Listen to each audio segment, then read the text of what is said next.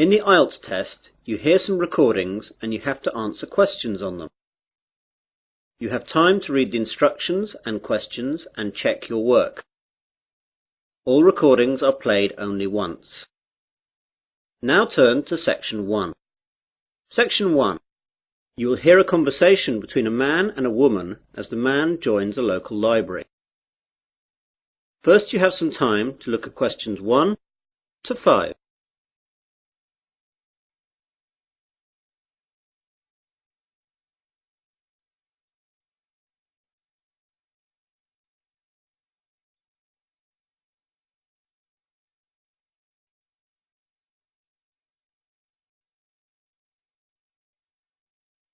You will see that there is an example.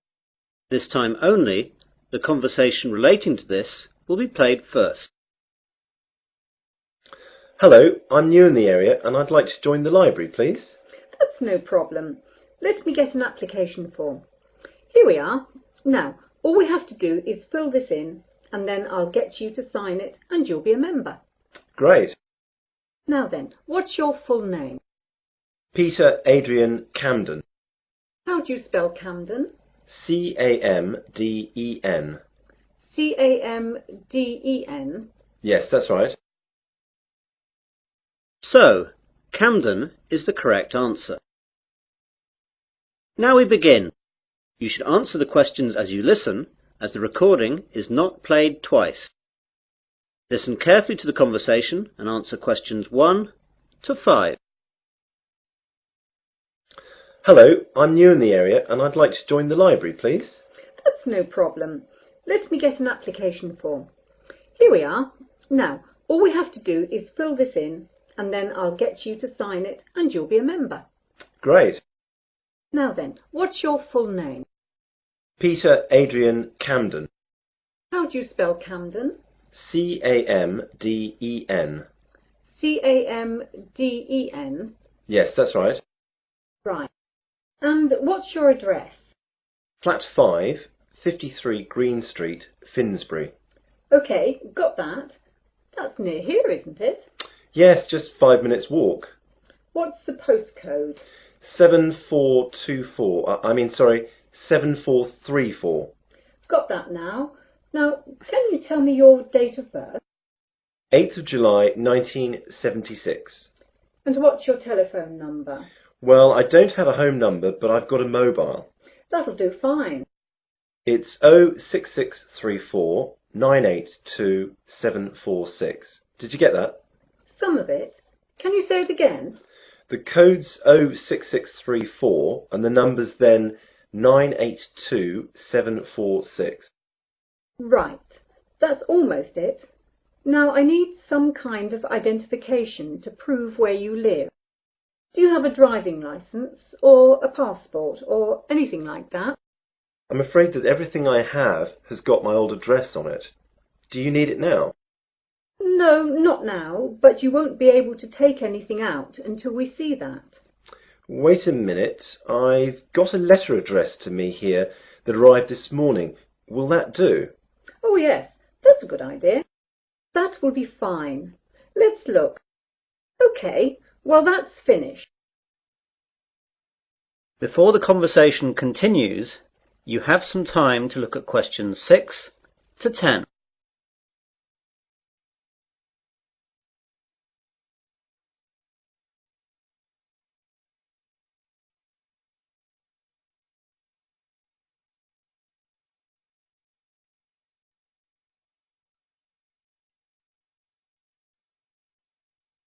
Now listen carefully and answer questions 6 to 10. Could I ask you a few questions? The council that runs the library is running a survey to find out what kind of books people prefer so that they can direct their buying. Yeah, no problem. OK, so what type of books do you like? Well, I'm very keen on mysteries. You know, when a detective is trying to find out who did the murder. Historical novels interest me too. Romance, never. My sister loves them, but they bore me to tears. I quite like books on animals too. I get them out sometimes. Not science fiction either. Too weird. Well, I think that's it then. Good. Oh, do you charge anything? The library is free unless you want to rent out some of our videos or DVDs. And how much is that? Well, we rent videos out for $4 each and DVDs are $6. You must leave us a deposit of $60 as well. That's returnable, of course. I don't think I'll get any of those just yet. Can I pay later? Sure, just give the money in when you're ready to rent them out.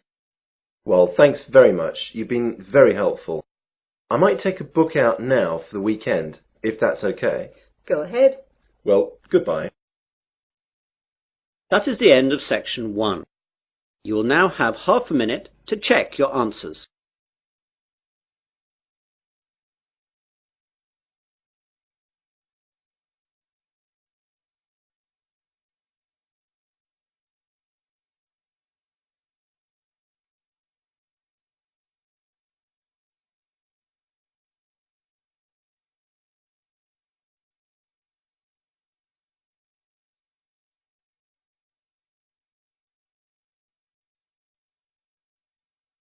Now turn to section 2. Section 2. You will hear a radio presenter interviewing a doctor. First you have some time to look at questions 11 to 14.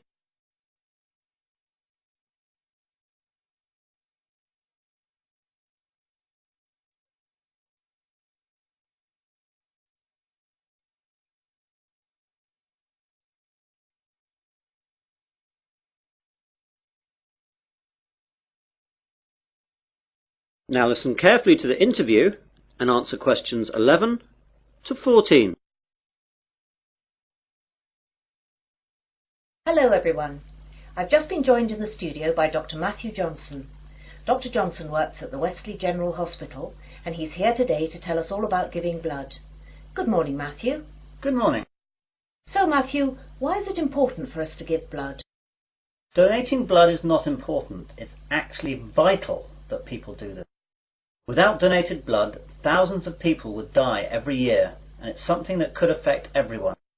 We all expect blood to be there for us, but barely a fraction of those who can give do. Yet, sooner or later, virtually all of us will face a time of great vulnerability in which we will need blood, and that time is all too often unexpected. The need for blood is great.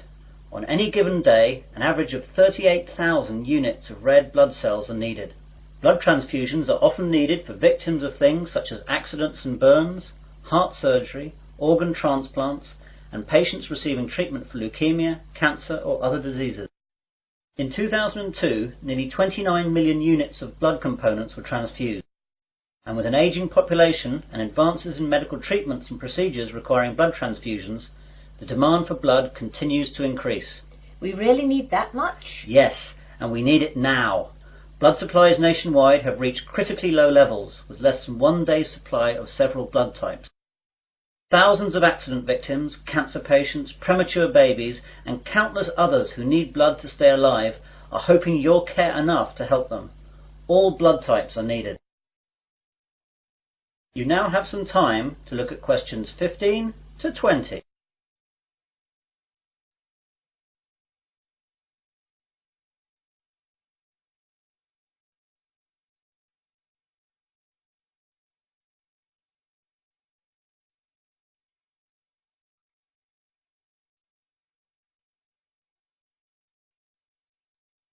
Now listen to the rest of the conversation and answer questions 15 to 20. What are the different types? It's a bit more complicated than that. First we collect the whole blood from donors, and then it's sorted into the different types, which are basically O, A, B or AB, though there are also divisions here. Then the blood is split into its constituent parts. We divide it into 4 basic parts. First there are the red blood cells, then the white blood cells, then things called platelets, and finally plasma. This is shipped off to hospitals where they use the blood parts that the patients need. What are the different parts used for? Well, as I said before, the whole blood is your blood in its natural state, and something we rarely use. It's much more useful to us to have it separated into its component parts. Red blood cells are what everyone associates with blood, i.e. it's red. It's widely used to replace lost blood during surgery or when people hemorrhage. Its main function is to carry oxygen to cells. White blood cells are the most important part of the body's immune system, and they're used for patients whose normal defense systems aren't working properly. Platelets are crucial for making your blood clot, and we need to give them to patients who suffer from illnesses that deplete their natural levels of platelets, or they will bleed to death. Finally, plasma is what carries the other parts of blood around, and needs to be administered with any of the other components. Take away the red blood cells, and this is actually yellow. So that's what blood is all about. Now, you're here in Wesley today to collect blood. Can you tell us where and when we can donate? Of course. We're set up here today, that's Wednesday, and for the next 2 days at Wesley General Hospital at the outpatients department. Come along between 9 a.m. and 4:30 p.m. and we'll be able to deal with you within 1 hour. And let me tell you a few things that will calm your fears about giving blood. Aside from a brief needle prick, it doesn't hurt to give blood. Your body will replace the blood you donate within days of your donation. And finally, you can't catch AIDS, hepatitis, or any other disease by giving blood. And of course, you get a cup of tea and a biscuit afterwards. And can anyone give blood? Almost everyone. Donors must be in generally good health, be at least 17 years of age, weigh no less than 110 pounds, have not received a tattoo within the past year, and not have donated whole blood within the past 56 days. We screen donors with a series of questions before we take the blood, so if you're unsure, come down and we'll let you know. Please come down and see us. Remember, if you can donate 1 pint of blood, this can save up to 3 lives. Well, thanks, Matthew. I, for one, will definitely be going down to Wesley General to donate. That is the end of section 2. You will now have half a minute to check your answers.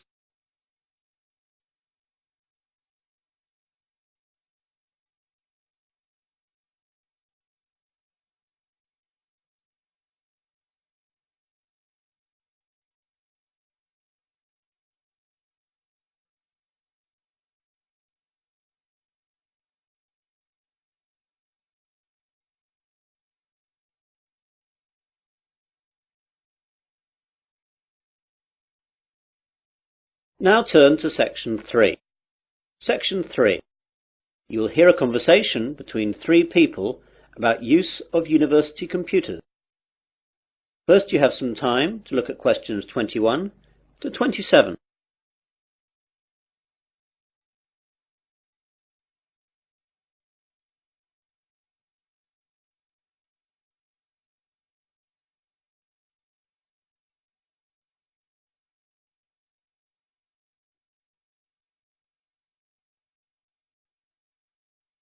Now listen carefully and answer questions 21 to 27.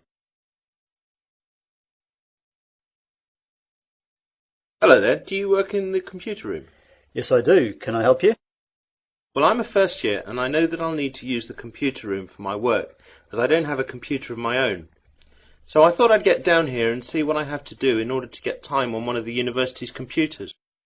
Okay, there are 4 computer labs open to undergraduates. The others can only be used by the staff and postgraduates. The names of the 4 labs you can use are Wimborne, Franklin, Salisbury and Court. Wimborne and Court are in this building, the Johnson building. Franklin is in the Computer Sciences building, and Salisbury is in the library. So I can use them whenever I like? Well, you can use them, but not whenever you like. As you can imagine, they're in quite a lot of demand, so you have to reserve your time on a computer.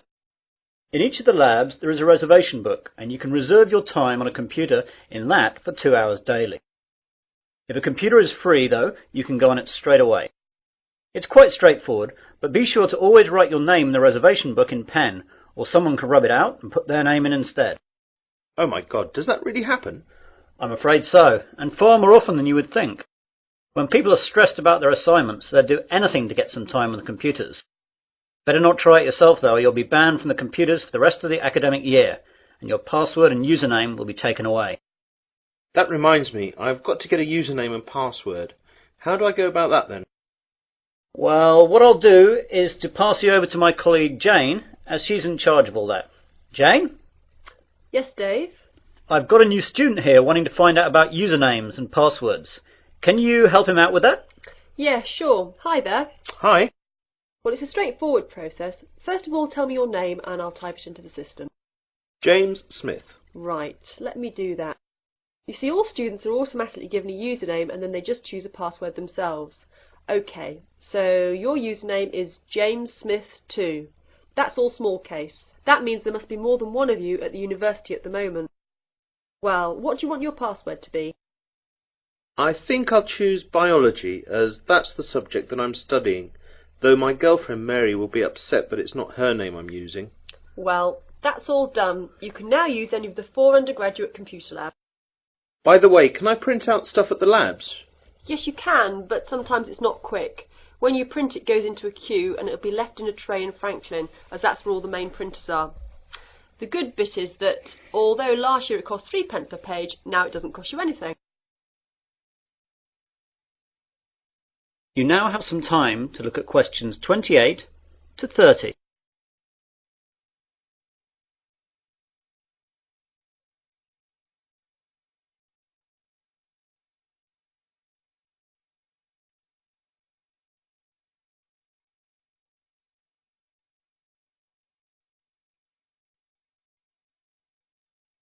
Now listen to the rest of the conversation and answer questions 28 to 30. I don't really know much about computing. Is there any training available? Yes, we have introductory courses for all new students. There is beginner, intermediate and advanced. Which would you like to go for? Well, I have done some, but I don't know if I'm up to anything more than beginner. I'd better stick with that. Intermediate could be too tough. Well, your course is in Franklin then. We're in Court now. You know where that is? That's in this building too, isn't it? No, that's Wimborne you're thinking about. Franklin's over in the Computer Sciences building. Anything else? I don't know what time the course starts. Let's have a look then. Advanced starts at 4:30 in the afternoon on Mondays, but yours is the day after at 5 in the afternoon. Are there any other times, as I've got a part-time job then? Yes, you could try Thursday at 2 p.m. How's that? Even worse, as I've a tutorial then. Anything else? No, that's it. I'll have to rearrange work then. I can't miss the tutorial. That is the end of section 3. You will now have half a minute to check your answers.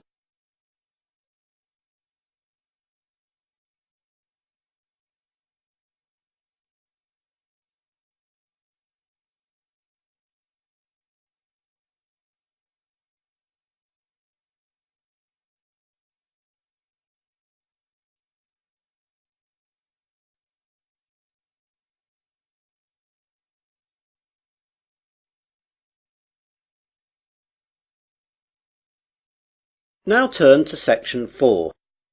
Section 4. You will hear part of a university seminar given by a student. First, you have some time to look at questions 31 to 40.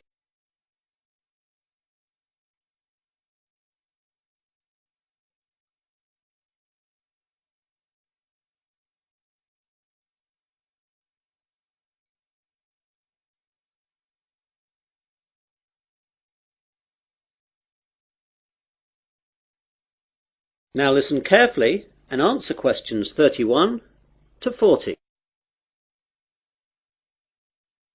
Good afternoon, everyone. In today's seminar, we're going to continue listening to different students giving us a presentation on the subject of their term paper. Now, today is Hillary's turn. So, what are you going to talk about today, Hillary? Well, some of you will know that I was brought up when I was young in Japan, and I'm going to do my term paper on Japan's bullet trains, which have revolutionized their rail industry. Japan's main island, Honshu, is covered by a network of high-speed train lines that connect Tokyo with most of the island's major cities and Fukuoka on the island of Kyushu. Japan's high-speed trains are called Shinkansen, but are known to us as bullet trains. The Japanese bullet train system is credited with being the world's first purpose-built high-speed railway, and the model and inspiration for all other similar type systems running today, such as the French TGV. The reputation it has earned for safety, speed and punctuality is unsurpassed. I'd like to give you some figures about that. As regards safety, there has never been a death on the bullet train system since its inception in 1964, other than that caused by deliberate passenger misadventure. As far as speed is concerned, the bullet train holds the current world record for the fastest average speed between two station stops, which was 261.8 kph between Hiroshima and Kokura. The train travelled 192 kilometres in 44 minutes. This record is from the 500 series Nozomi trains, running at a maximum speed of 300 kilometres an hour between Shin Osaka and Hakata. I'll talk more about them later. The punctuality puts European train services to shame. Most trains arrive at their destination after several hours to within the second. In 1 year, the total time that all bullet trains were late by was 12 seconds. This statistic is hard to believe, but it would be difficult to prove otherwise, and that's what the rail authorities in Japan have told us. Now I'd like to tell you a bit about their history. The first bullet train was introduced in 1964 by Central and West Japan Railways for the Tokyo to Osaka route. Most of these old trains have now been discontinued. There have been several bullet train models since then. The most recent ones have been the 300, 500 and 700 series, and it's the 500 series one that can travel at 300 kph. The bullet trains operating in Japan today are of the three following categories: Nozomi, Hikari and Kodama. The Nozomi trains stop only at the most important stations and reach Osaka from Tokyo in only about 2.5 hours, and it's the most modern of bullet trains that serve as Nozomi. Hikari trains stop a little bit more frequently than Nozomi trains and need roughly 3 hours to reach Osaka from Tokyo. Kodama trains stop at all stations, and they are the local trains among bullet trains. Older models of bullet trains serve as Kodama. I'd like now to talk a little bit about the technology involved in bullet trains. The Shinkansen bullet trains consist of electrically powered cars. That means basically all individual cars are equipped with electric motor driving systems. This is in contrast to locomotive trains, in which the locomotive pulls the passenger coaches. The realization of the high-speed Shinkansen with the electric train system had a great significance. The French Train à grande vitesse, or TGV, runs on a centralized power system, in which the heavyweight, high-output locomotives at both ends pull the passenger coaches. It's a system suitable to European railways, which run basically on straight tracks in wide plains with solid foundations. However, it is unsuitable in Japan, where the ground is flimsy and the tracks full of curves and undulations, and intercity distances are short, making it necessary for the trains to accelerate and decelerate frequently. One of the advantages of the electric car system is that the motor functions as a brake to reduce the speed of the train. When the power feed to the electric car motors is stopped, the wheels continue revolving, keeping the motors rotating, resulting in electricity generation by magnetic induction. As the force acts in the direction opposite to the axle's motion, it functions as a brake to the train. All the motors equipped on each coach can be utilized effectively to reduce the speed, making the electric train system advantageous on Japanese railways, which involve frequent deceleration and acceleration. In addition, by virtue of the remarkable progress achieved recently in semiconductor technologies, the electric train system has undergone tremendous improvements in power, operability and safety administration, so the system is becoming increasingly advantageous. That is the end of section 4. You'll now have half a minute to check your answers.